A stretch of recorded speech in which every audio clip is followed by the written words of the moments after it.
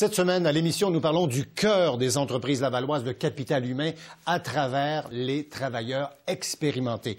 On aura une revue de l'actualité, Madame, Monsieur. Voici Mise à jour à TVRL.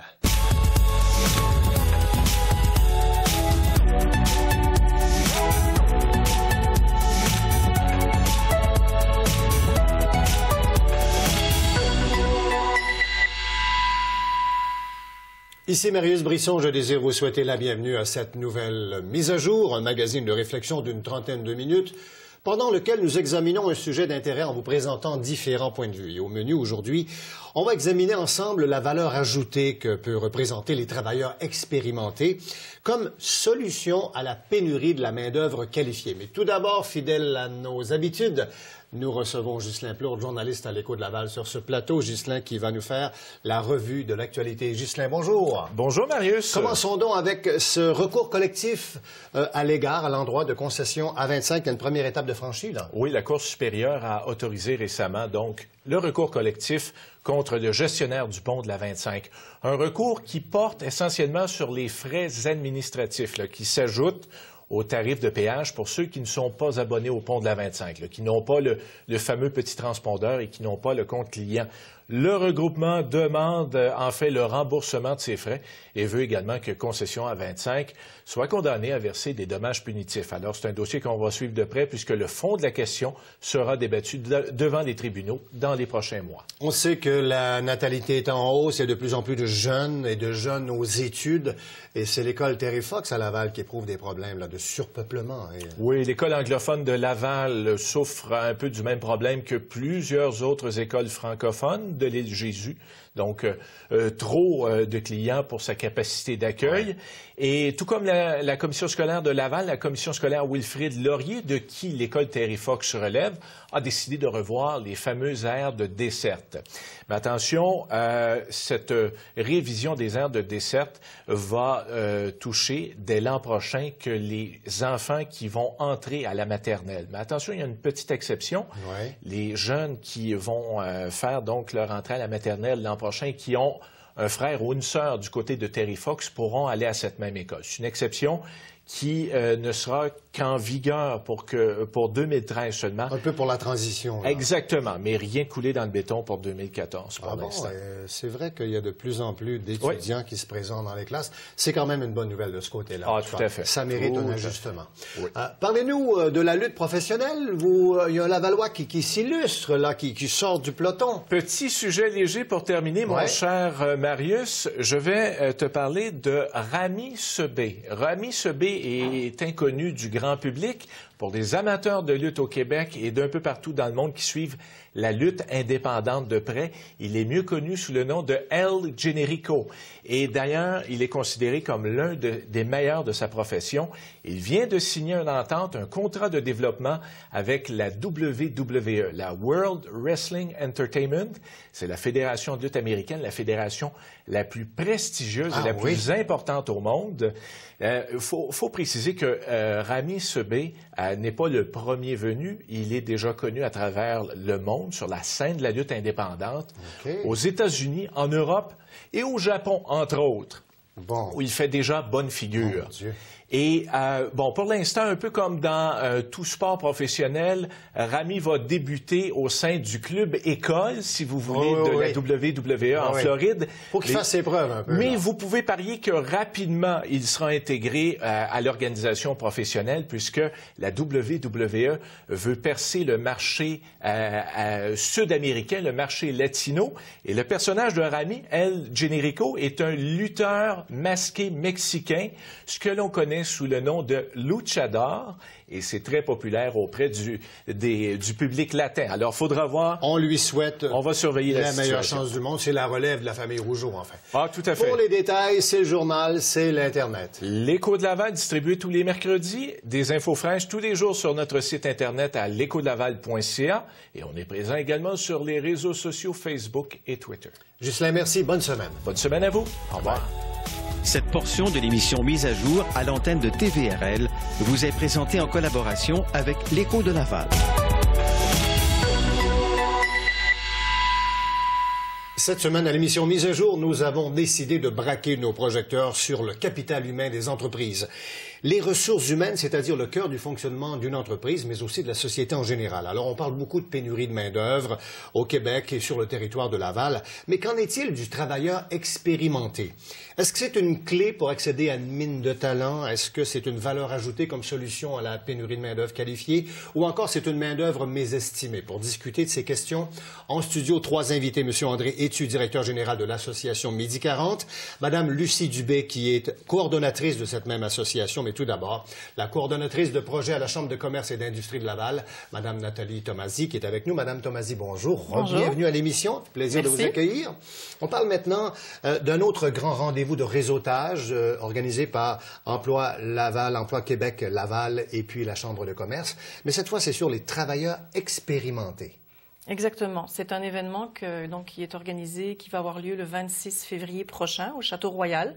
C'est un mini-colloque d'une demi-journée qui va porter justement sur la possibilité pour les entreprises d'aller rechercher, d'aller retenir ou de réintéresser les employés qui sont qualifiés. Donc, par exemple, les employés, des gens qui prennent leur retraite ou qui quittent le marché du travail, mais qui ont encore la volonté d'être actifs et qui veulent encore participer au milieu des affaires. Vous diriez que c'est une valeur ajoutée pour les entreprises, cette main-d'œuvre qui est expérimentée. Exactement, parce qu'on sait qu'il y a un problème de relève dans le milieu, dans la main-d'œuvre. Il y a la relève qui arrive, mais il y a énormément de gens qui sont qualifiés, qui ont beaucoup d'expérience, qui partent à la retraite. Et évidemment, pour les entreprises, c'est toute une perte de belles qualifications qui s'en va. Parce que ces travailleurs expérimentés peuvent jouer un rôle immédiatement au sein de l'entreprise. Ça, les entrepreneurs doivent le savoir. Exactement, parce qu'ils ont l'expérience. Ce sont des gens qui peuvent s'intégrer aussi facilement parce qu'ils ont toute cette possibilité d'expertise, d'expérience. Et puis surtout aussi, aujourd'hui, les gens qui prennent leur retraite n'ont pas nécessairement le goût de quitter la vie active. Donc, ils sont prêts à travailler quelques jours semaine, à être assez flexibles aussi pour revenir sur le marché du travail. Et vous diriez que c'est une main-d'œuvre qui est un peu négligée dans le sens que la disponibilité est là, les gens ont de l'expérience, mais les entreprises hésitent avant de recourir à cette main-d'œuvre. C'est sûr que les entreprises doivent un petit peu modeler peut-être leur gestion des ressources humaines dans ce cas-là. Parce qu'évidemment, une relève qui rentre, ce n'est pas la même. Ils n'ont pas géré ces gens-là de la même manière que les jeunes qui arrivent sur le marché du travail. Parce que ces gens-là n'ont pas nécessairement non plus les mêmes attentes. En retournant sur le marché du travail. C'est ça. Donc, le colloque du 26 février à Laval est justement pour parler du travailleur expérimenté. Il y aura des ateliers plénières. Parlez-en un peu. Oui, exactement. Et en fait, il va y avoir surtout deux invités importants de marque. Je pense qu'au niveau de la prolongation de la vie du travail, la présence de Mme Denise, Mme Denise Filiatro, comédienne et metteur en scène. Donc, on sait qu'il y a quand même une personne, je pense, d'expérience et qui travaille depuis bien longtemps. Et également aussi M. Rémi Tremblay, conférencier formateur, qui lui sera là sur la conférence pour l'heure du midi, qui est aussi une conférence à ne pas manquer. Donc, deux conférenciers, un au départ, Mme Filiatro, un au midi, et ensuite des entreprises, des employés qui vont se rencontrer aussi. Là. Exactement, c'est-à-dire que les entreprises ou même des personnes qui sont des personnes expérimentées, qui sont intéressées à cette problématique-là, de leur point de vue aussi, peuvent participer à cet événement-là, avoir l'occasion de rencontrer des entreprises qui, elles, ont déjà vécu cette expertise-là, de réintégrer, dans le fond, des travailleurs expérimentés dans leurs entreprises, et ainsi de pouvoir discuter, échanger avec tout le monde. Parce que dans le fond, on va avoir besoin de beaucoup de main-d'œuvre. Les chiffres parlaient au Québec de près d'1,5 million de travailleurs. Exactement, 1,4 million. Les travailleurs sont jeunes, les expérimentés et les baby boomers sont sur le bord de quitter, mais en même temps, leur santé est encore très bonne et leur savoir immense. C'est la réalité, dans le fond. On vit plus vieux, on est en santé plus longtemps, on n'a pas aussi... les gens, s'ils prennent leur retraite au bout de, mettons, 35 ans dans une compagnie ou une entreprise, s'ils ont 60, 65 ans... Ils ont une expertise. Oui, ils ont de l'expertise. Et puis, c'est des gens qui ne prennent pas la retraite de la même manière qu'on le prenait peut-être il y a 20 ou 30 ans. Ouais. Donc, ils veulent rester actifs sur le marché du travail. Et justement, c'est cette main-d'œuvre, la relève qui va rentrer sur le marché du travail, ne va pas combler tous les postes. S'il y en a beaucoup qui partent, mais il n'y en a pas assez qui arrivent pour combler. Donc, on va avoir besoin. Et puis, c'est sûr que c'est une perte d'expertise pour les entreprises qui est assez importante. Et encore une fois, à l'intérieur de cet événement de réseautage, de rencontre, avec 2 conférenciers de prestige, vous le disiez tout à l'heure, le partenariat avec Emploi Québec Laval est important aussi. Oui, c'est sûr qu'Emploi Québec Laval joue un rôle important sur le territoire au niveau de la main-d'œuvre. Oui. Et il y aura d'autres invités que ces 2 conférenciers. L'idée, c'est vraiment d'essayer de ramener au goût du jour le travailleur expérimenté qui est disponible et qui est là. Exactement. Puis les entreprises ne savent pas par comment s'y prendre. On n'intègre pas un jeune de la relève comme on va intégrer quelqu'un de plus expérimenté. Puis il y a aussi le jeu, dans le fond, comment eux vont travailler ensemble. Génération XY, les baby boomers, c'est ça, c'est toujours... Parce qu'il y a un choc de génération. Exactement. Il y a moyen de s'entendre sur les mêmes objectifs des entreprises. Merci beaucoup, Madame Nathalie Tomasi, qui est coordonnatrice de projet à la Chambre de commerce et d'industrie de Laval, d'avoir accordé cette entrevue. Alors, nous allons faire une petite pause, Madame, Monsieur. Nous poursuivons notre réflexion sur le travailleur expérimenté et nous revenons en studio dans un moment avec le directeur général de l'association Midi 40, Monsieur André Hétu. À tout de suite.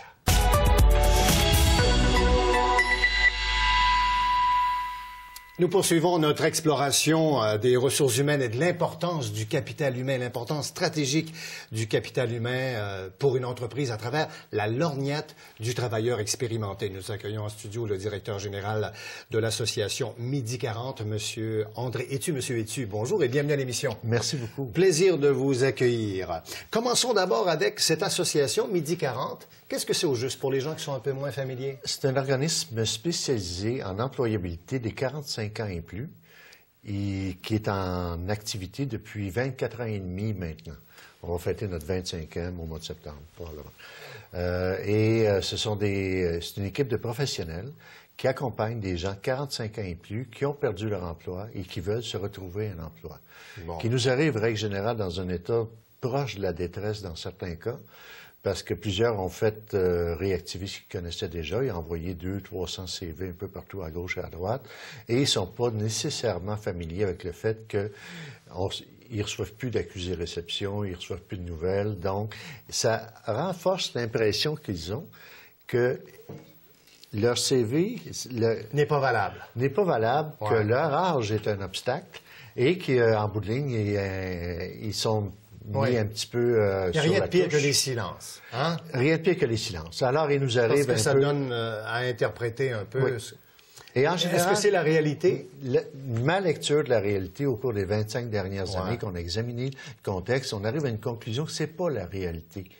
Parce que celui qui a 22 ans qui fait des applications, il a le même silence. Ah oui. Et quand il vient le temps, par contre, il y a toute une façon de cibler, de faire les CV aujourd'hui pour intéresser l'employeur sur le poste sur lequel on applique. Est-ce que les gens... Diriez-vous que les jeunes sont mieux préparés que les plus expérimentés de 45 ans et plus? Indirectement, je dirais oui, mais par hasard. Le jeune n'en a pas beaucoup à dire, parce qu'il n'y a pas beaucoup d'expérience. Oui. Alors, il va avoir tendance à mettre en lumière ce qu'il a à offrir et ça correspond au poste ciblé. Alors, donc, il y a une chance que l'employeur, ça l'intéresse. La personne qui a beaucoup d'expérience va avoir tendance à l'étaler naturellement, surtout en situation de carence. Il est inquiet et tout, il en met autant qu'il y en a, mais il y en met trop. En général, c'est le défaut du CV d'une personne qui le fait par lui-même. Nous, chez nous, la personne qui vient, on regarde comme il faut, quelle est sa cible, quel est son objectif, quel est l'emploi qu'il rêve d'avoir. Et ça vaut la peine, en même temps, de faire le ménage des vieux rêves qu'il y a dans le garde-robe un peu partout, qu'il n'y a pas... On profite de l'occasion pour refaire une mise à jour, une mise à niveau. Une mise à niveau de toutes les aspirations. Votre participation comme telle à la réunion du 26 février comme telle, c'est-à-dire que cette grande activité de réseautage avec 2 conférenciers, votre rôle avec Emploi Québec Laval, vous êtes toujours en constante relation, j'imagine? Avec Emploi Laval, oui. Avec Emploi Québec Laval, c'est notre principal partenaire. On a un contrat de service qui se renouvelle depuis 18 ans et plus, sur la plupart des travailleurs qui de 45 ans et plus qui viennent à nos services sont des gens qui sont envoyés par Emploi Québec. C'est-à-dire que ça leur coûte rien. C'est gratuit. C'est gratuit pour les Lavallois. D'accord. Ce ne serait pas gratuit si c'était déjà de l'extérieur de Laval. Monsieur Etu, accepteriez-vous de détruire un certain nombre de mythes, vous, concernant les travailleurs expérimentés? Si je peux le faire avec la vérité, oui. Commençons avec une chose. Est-ce que c'est vrai qu'il coûte plus cher? Est-ce que c'est vrai qu'un travailleur expérimenté, avec le bagage qu'il a, est-ce que pour un employeur, c'est une main-d'œuvre qui est plus dispendieuse qu'une autre? On va d'abord dire que c'est vrai qu'il vaut plus cher. Oui. Parce qu'il offre beaucoup.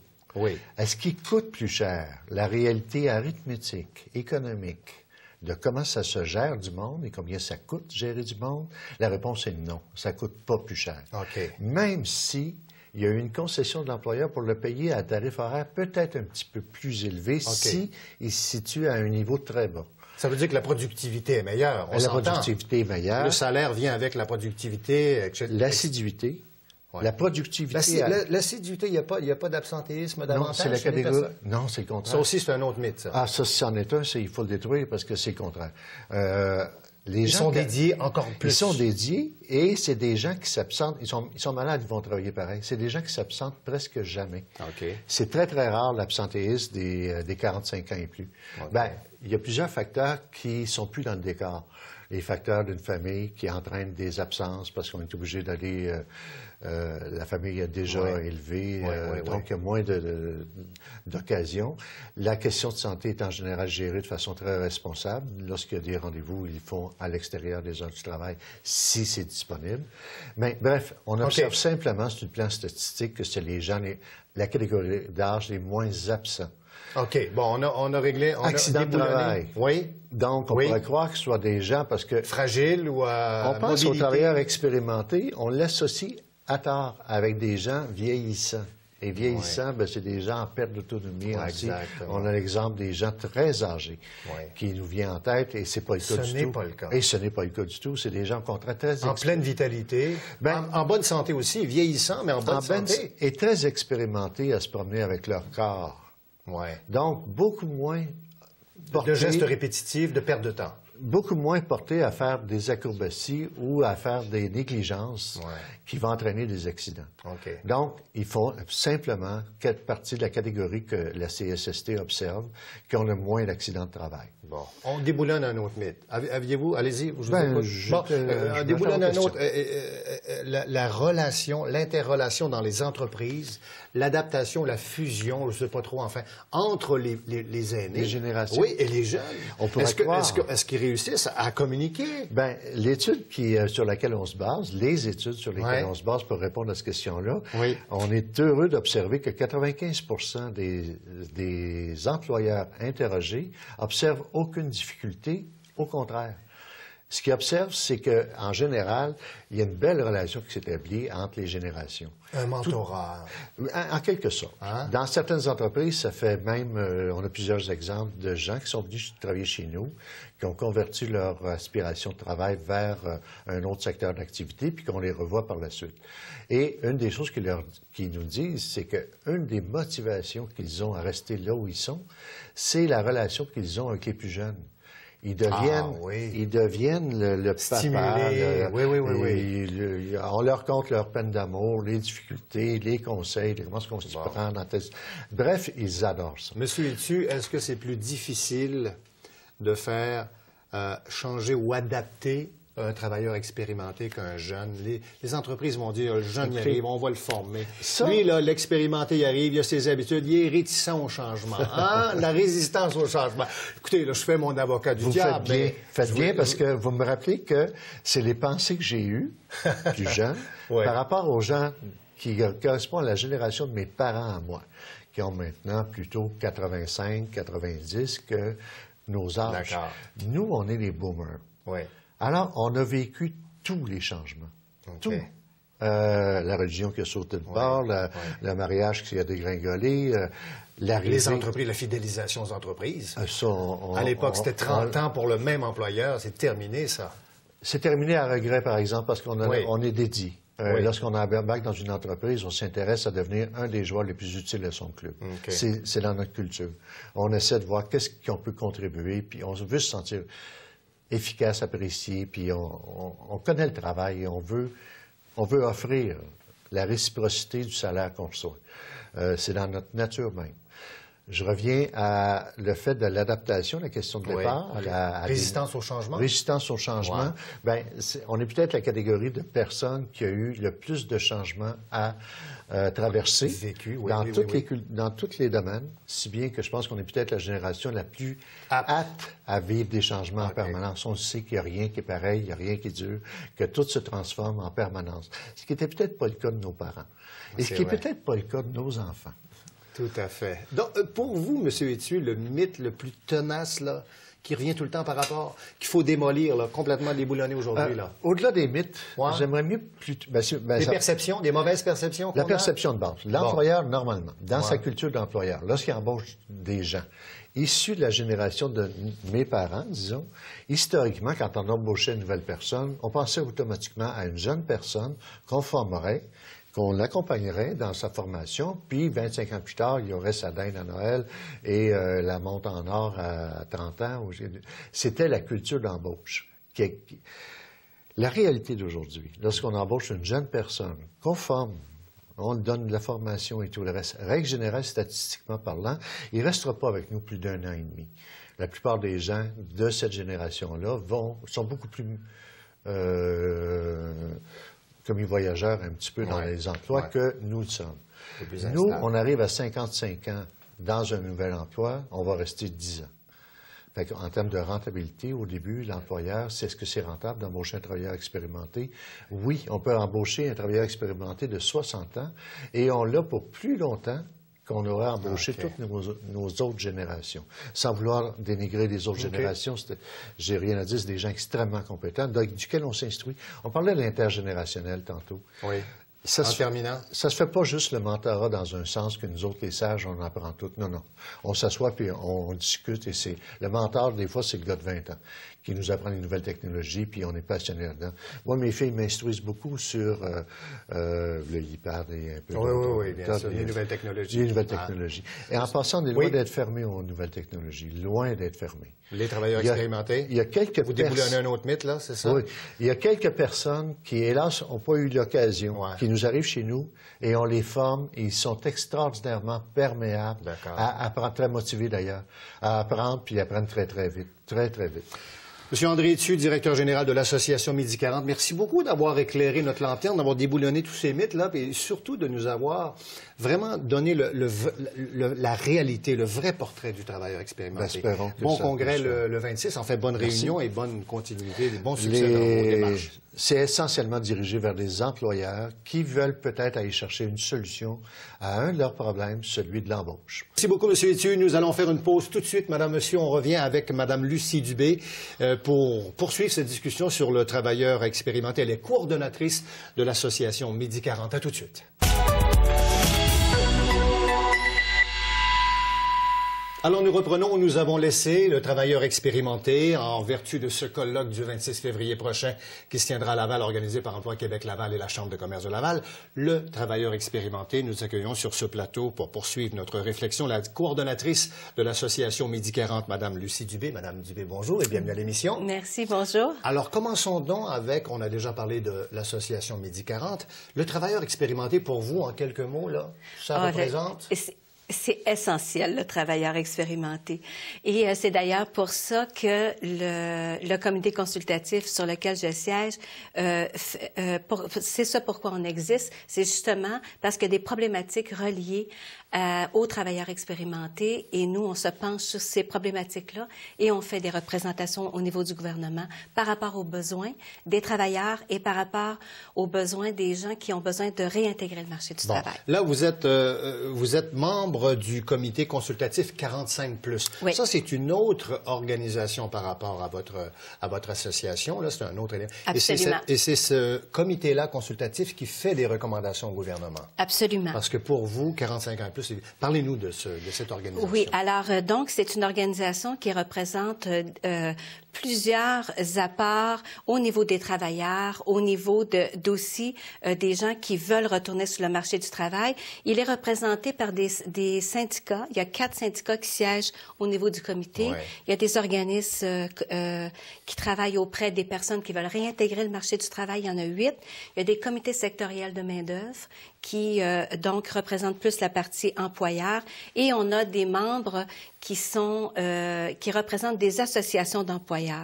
Alors, tous ces gens-là, ouais. Avec un membre de la Commission des partenaires du marché du travail, ont fait des recommandations au gouvernement. Sur le statut, comment faire évoluer le travailleur expérimenté, comment mieux l'intégrer, etc., etc. Absolument. Est-ce que vous avez l'impression que c'est une main-d'œuvre négligée? C'est une main-d'œuvre, je dirais pas négligée, mais c'est une main-d'œuvre qui a besoin... Sous-estimée. D'accord. Sous-estimée, qui est parfois, M. Thieu en parlait tout à l'heure, victime de préjugés, ouais. Mais en fait qui a beaucoup à offrir.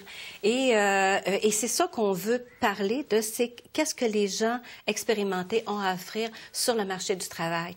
Parce qu'on dit qu'on va avoir une perte de main-d'œuvre dans les prochaines années. Oui. Il y a moins de gens qui sont disponibles pour travailler. Alors, si on veut les retenir pour pas que ces gens-là s'en aillent à la retraite, ben donc on doit leur offrir, on doit être conscient de cette mine que vous nommiez tout à l'heure. Donc, c'est vraiment des gens importants qui ont beaucoup d'expérience à apporter, ils ont beaucoup de connaissances à partager également. Et dans le fond, l'idée du colloque du 26 février, c'est vraiment de créer un pont entre la pénurie de la main-d'œuvre et le vieillissement. Absolument. Les gens qui vont partir bientôt, mais qui sont encore là, et qui est une belle clientèle de travailleurs, oui. Des travailleurs expérimentés. Oui, et voilà. Et voilà, parce que, en fait, les travailleurs expérimentés, quand ils sont en emploi, ça va bien, on n'est pas trop conscient de notre âge. Mais quand on sort du marché du travail, on se rend compte que quand on vient pour se réintégrer, c'est pas si facile. Oui, il y a des doutes qui existent, etc. Absolument. Des interprétations parfois, nous disait tout à l'heure M. Etu.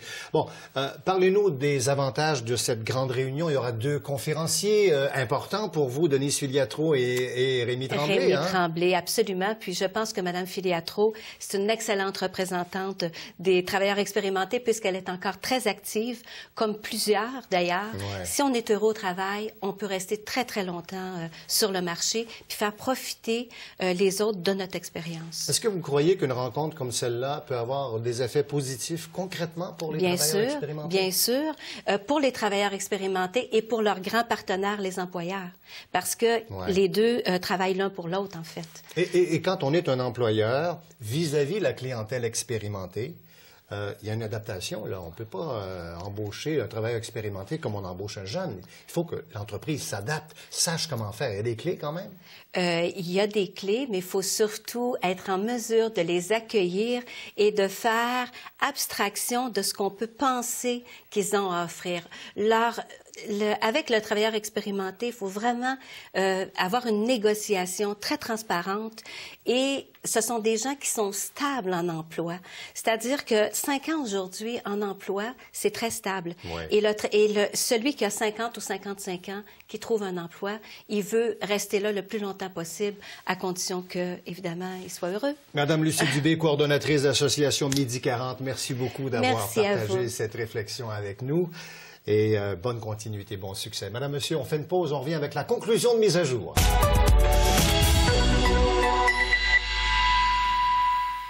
Alors voilà pour cette récente mise à jour présentée en première diffusion chaque semaine, mercredi 19h à l'antenne de TVRL, la télévision régionale de Laval, Canal 9, Ma TV. Pour les rediffusions, vous nous appelez journaux locaux ou le web. Et si vous voulez voir l'émission à travers votre ordinateur, web, télé, vous cliquez sur MAJ pour mise à jour. Ici Marius Brisson, au nom de toute l'équipe de TVRL. Bonne semaine.